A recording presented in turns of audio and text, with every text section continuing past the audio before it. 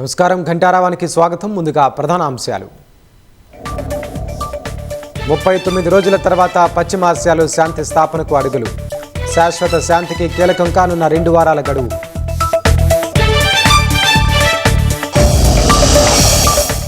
ఇరాన్కు ఆయుధాలు సరఫరా చేస్తే సుంకాలు తప్పవన్న ట్రంప్.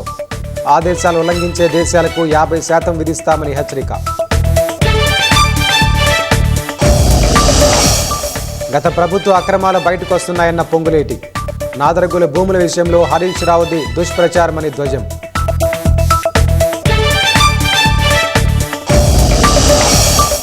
అభివృద్ధి చూసి ఓర్వలేకనే బీఆర్ఎస్ బురద జల్లుతోందన్న పొంగులేటి.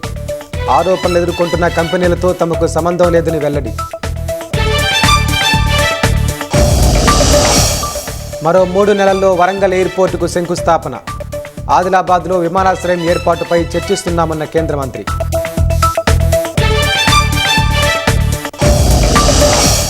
హైదరాబాద్లో మరో పెట్టుబడికి టాటా లాక్హీడ్ మార్టిన్ ఆసక్తి. సీఎం రేవంత్ రెడ్డితో చర్చించిన సంస్థ ఎండీ టిమ్ రైఫిల్.